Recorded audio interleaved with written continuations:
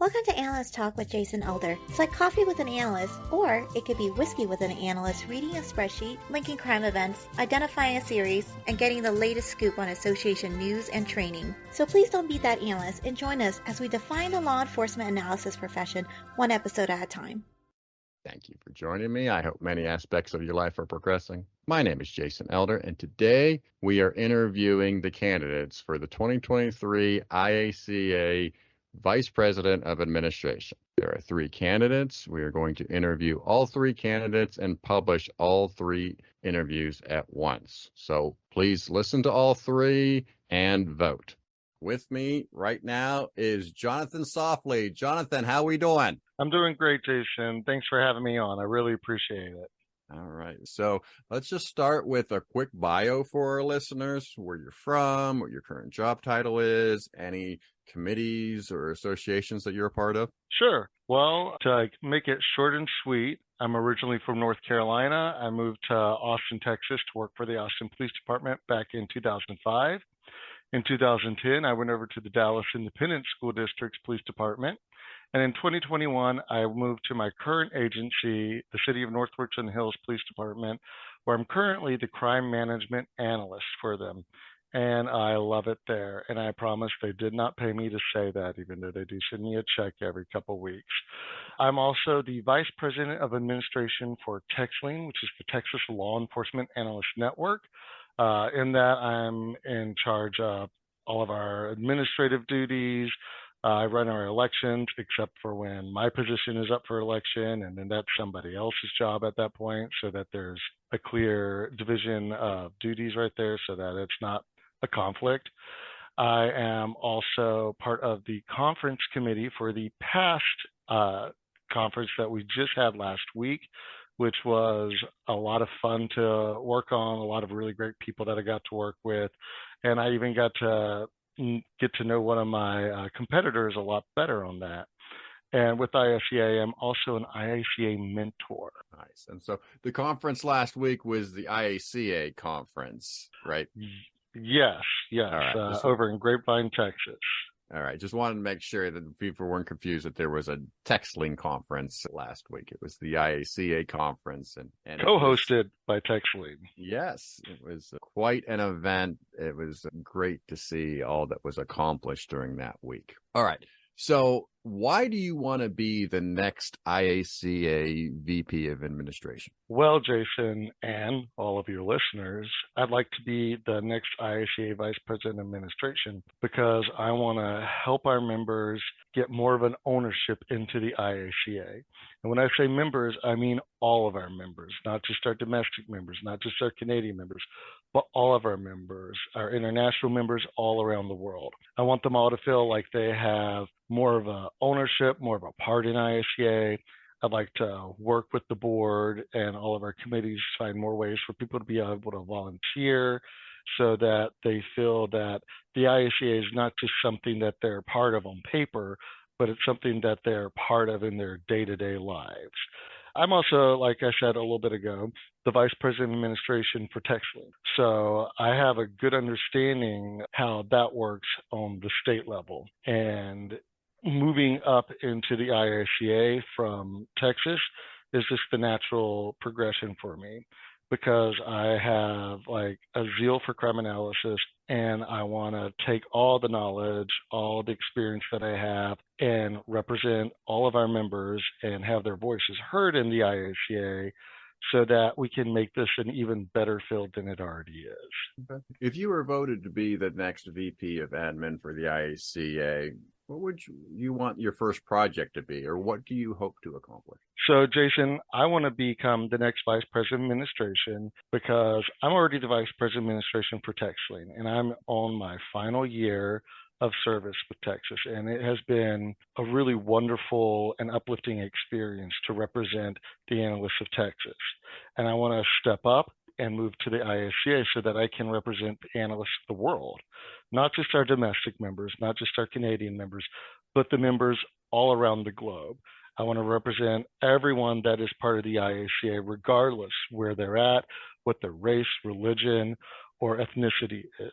I want to be that person that they can come talk to and provide their input and ideas and take that to the board and try to make this an even better organization. I spoke with Rachel Carson and Aaron Wickersham last week and let them know about a delegation from Mexico that I had talked to when I was handing out swag bags. And they were really interested in just how regional organizations work. And so I referred them over to Aaron, and I spoke to Aaron, and she was like, well, that's kind of Rachel's wheelhouse. So I was like, oh, well, let's all go talk to Rachel. And so I saw Rachel at one point, and I tossed that out, and I found out there's a Mexican group already in the process of being put together, but nobody knew about it. So that's kind of exciting for those Mexican delegates because they're going to be able to have their own organization whenever that's finalized and put together, but they didn't know about it. So I want to make sure that we also have some transparency. That's also one of the things I want to do, being the vice president of administration. Sometimes decisions are made where there's just not a lot of transparency on why that decision was made. And so that's it. And let's talk about membership dues. They're currently $25 a year, and they've actually haven't ever increased since the beginning when the association was formed in 1990. So given inflation, the cost could be increased to something like $60 a year. Do you think the membership dues should increase? Why or why not? So I stayed for the board meeting last week, as most of us should have, but a lot of people have to travel, and that's fine because they put the information out on the website so that you can see it. But the current board said that they had discussed membership dues and increasing them and had decided against it. And it's kind of a double-edged sword right there, because the RACs pay a certain amount of the dues that they bring in from each member to the IACA for membership of their members in the regional associations into IACA. And so if we raise that, then those regional dues are going to increase as well, which could end up harming the regional associations, and they may have to raise their membership fees. But at the same time, I know that sometimes fees have to be increased, and it's something that should be discussed amongst the membership. In TXLEAN, we raised our fees from $25 to $50 a year, and it was not an easy decision to make. We actually had proposed a much smaller increase, but we had asked our members to give us input. And then when we had our annual meeting last year at the end of our conference, it was one of the items that was hotly debated. And our members asked us, well, why are we stopping at this number if we might move up to this number instead over the next 5 to 10 years? Why don't we just move it to that now? And that way we've built in that growth. And so we followed the parliamentary rules, and we had a vote on it, and the members said this is what we wanted. So the members said to double our fees. So we then took that in our elections and we put it out there, and we had all of our members that voted, obviously, go vote on the increase. And the majority of the membership voted to increase our dues. And because of that, we're able to now look into possibly providing some sort of partial scholarship to send someone to IACA in this next year. And so that's really exciting for TXLEAN. We're still talking about it and trying to figure out how it's going to work. But because of that, we're able to cover our operating costs. And it's also allowing us to do something that we can give back to our members. And that's something that I appreciate about the IACA, where they do have those scholarships to give back to their members to help them go to the conference each year. So if it happens, it needs to be up to the members to vote on. Okay. Just a follow-up to that. So was the increase originally suggested because of a scholarship wanting to be created, or what was the reason for the initial increase? So the initial increase was only going to be about $10 more. We had looked at doing it to 35, and we also looked at 45 and then 50, and it was just to help cover administrative costs. Because as your membership grows in an organization, the administrative costs to handling that grows as well. And so we had to get a new membership platform that would let us handle all that and track it and work on our billing and all that. And we did a lot of research, and we chose the one that was best priced with the best items that we could have. It allows us to have a website connected to it. It allows us to post our trainings. It allows people to register for trainings and our conferences. We can send information out about events on it. And so that extra money has helped pay for that and cover those costs, as well as give us some extra money that's just out there for us to help grow the organization as a whole. And one of the things that we did promise was we would promise that we would look into providing some sort of scholarship, whether it's a full scholarship or just partial scholarship, something to help our members. An ethics question now. So based on the IACA bylaws, the ethics committee investigates complaints, and as they work through that process, if cases are substantiated, they then bring it to the IACA board, and the IACA board makes the final determination on sanctions. The ethics committee does make recommendations on sanctions, but the board makes the final decision. And the idea is not to name and shame the person in question. So there's not a lot that's disclosed in terms of ethics violations. So given the fact that the way it's set up, the executive board is the one making the final decision. It's not a lot of details made available to the members. Just to add to this, the board could reduce the recommended sanctions that the ethics committee makes without really any explanation as to why they did do so. So I'm just wanting to get your feeling on, should the IACA ethics process be updated to be more transparent? Well, Jason, I'm always for more transparency in any organization, but this one's also kind of a little bit of a tricky situation. Like, now, if there's minor complaints that are not sustained, I don't think that we need to be putting that information out. I don't think we need to say, well, Jason Elder was accused of taking 5 extra pens from the table, and that was complained on. And the ethics committee is like, well, maybe we should sanction him and just say he's not allowed to take pens from the table. And the board comes back and says, this is kind of a silly thing. He took pens from a table that are free. Why are we putting an ethics complaint on that? And they're like, no, we're not sustaining that. I don't think that should go out there. But now, if somebody has done something that's like really egregious, especially if it's a crime, like, yes, maybe just put like the initials out and say like JE suspended for 1 year, and then they could categorize it however they want to. So maybe like JE was caught stealing something from a store, and yeah, that's not good for anybody to do. And they suspend him because maybe it was an accident that it happened, but it still happened. Or maybe he skip scanned something and was caught and got a citation for it.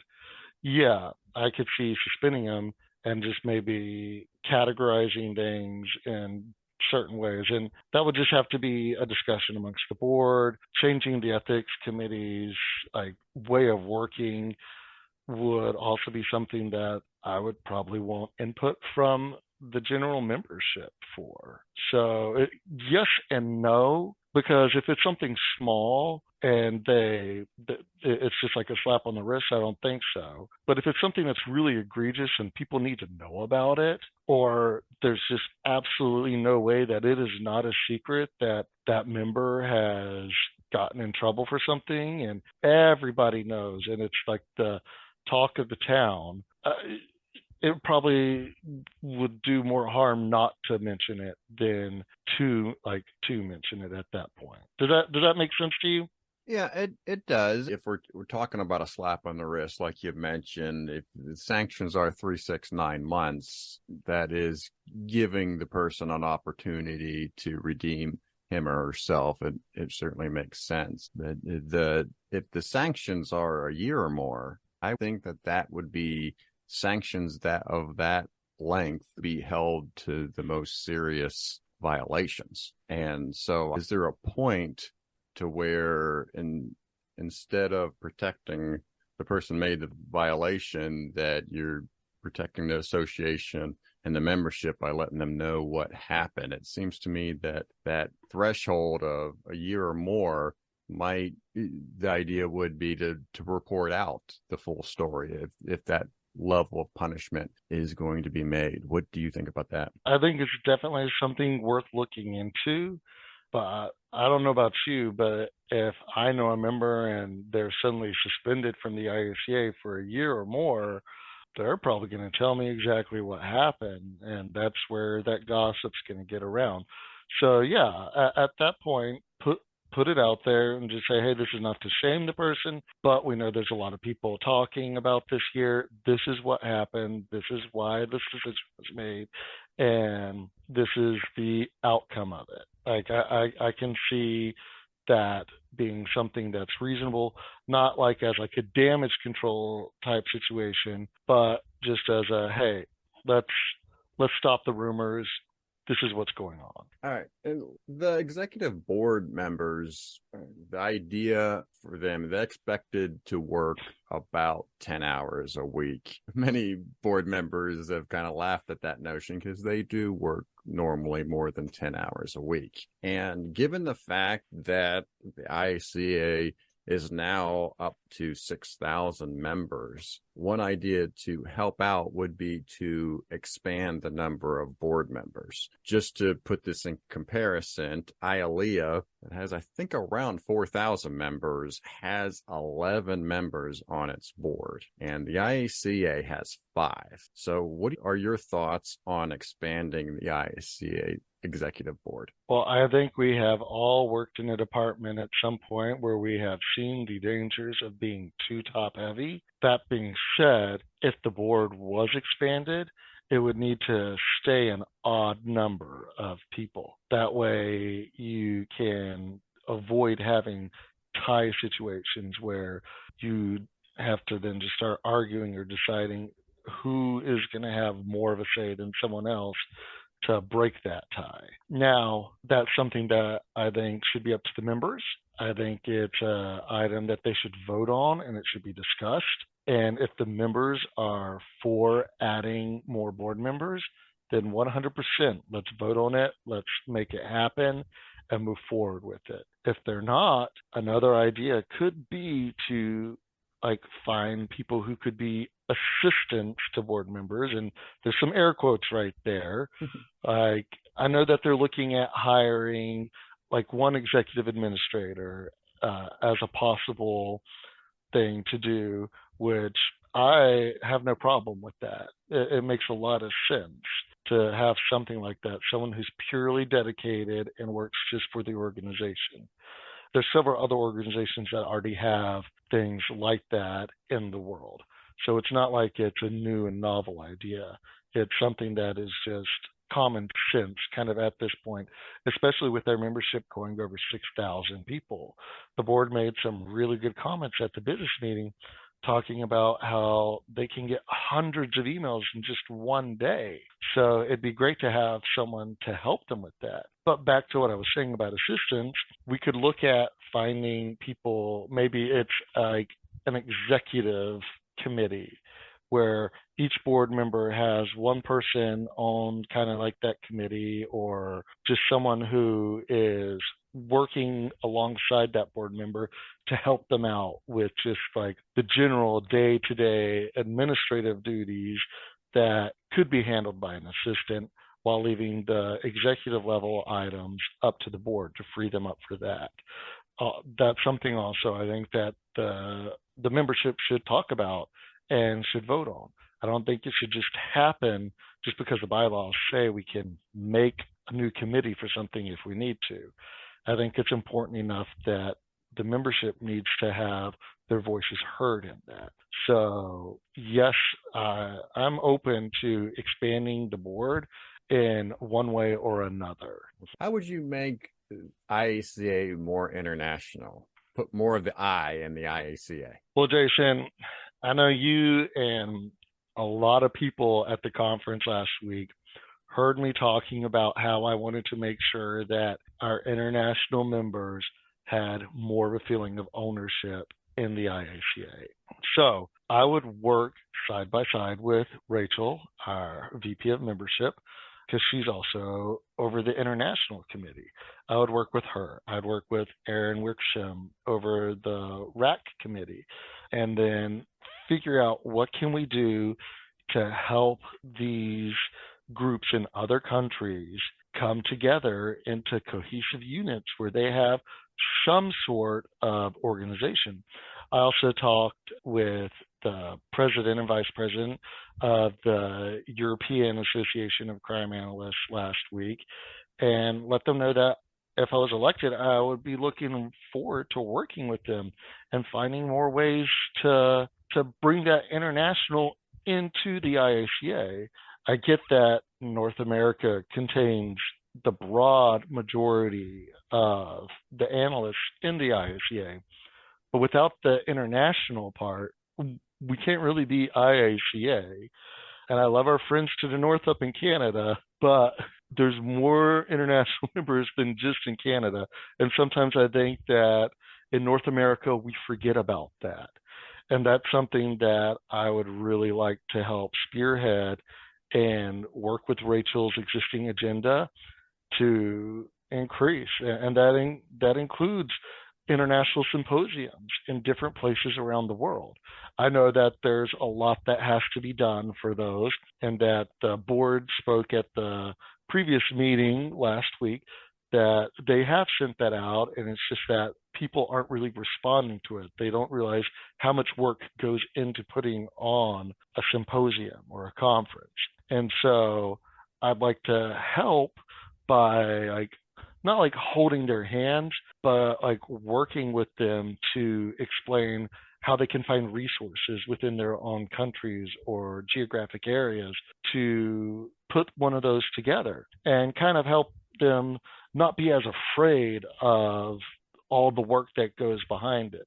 Because in the end, you have something that's very rewarding for the members that are able to show up to that. So you did a good job there of allowing me to introduce this next question, because you already just mentioned the European Association of Crime Analysts. But there are other analytical groups. There's IALEA, there's ACIA over in UK. So what kind of collaboration do you want to see with these other groups? Well, I would love to see a lot of collaboration with these other groups. Intelligence analysis and crime analysis, while different, they all come from the same basic concepts and fundamentals. And I don't see any reason why we shouldn't be collaborating together. I know that in Texas with TXLEAN, we are in talks with the IALEA's Lone Star chapter about ways that we can collaborate together and we can do trainings together, maybe even a conference together. And it's for the benefit of everyone. Same with the European Association of Crime Analysts, and you said the UK one as well. Mm-hmm. I see no reason why we shouldn't have some sort of partnership with them, even if it's an informal partnership that's loosely there, where it just allows us to have easier ways to share resources and information together, because we all have the same goal in the end, and that is to solve or prevent crimes. And I hate to seem cliche, but why can't we all just get along? That's just kind of what it comes down to. Why can't we just all get along? If there's any outstanding beef between groups, we're all adults. We can sit down and talk about it and see what we can do. And especially if the people who started those beefs aren't even around anymore, then there's no reason to just continue not wanting to work together. So I would love to see more collaboration with these other groups. I would even be for like a joint IACA ILEA conference at some point. I think that there's a lot that would be like available for members on both sides, because there's a lot of members who belong to both groups already. So yeah, let's just hug it out. All right. What would winning this IACA Vice President of Administration election mean to you? It would mean a lot to me, actually. It would be a way that I can give back to an organization and a field on a broader spectrum than I already am, being the Texas Vice President of Administration. It would give me a chance to be the voice to our members and make sure that they feel that they're heard, that their ideas are known and shared. And I would love to be the person who comes in and everybody is like, oh my God, that's John. He's pretty awesome. I can just walk up to him and I feel involved. I feel like this is my organization and he's here for me.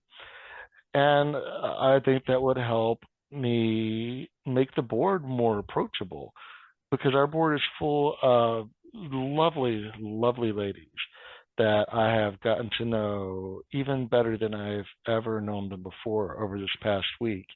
And they all work really hard for this organization. And I want to make sure that everybody knows how hard they work, but also feels that they can just go up to them and say hi. And Jason, I think you know me pretty well.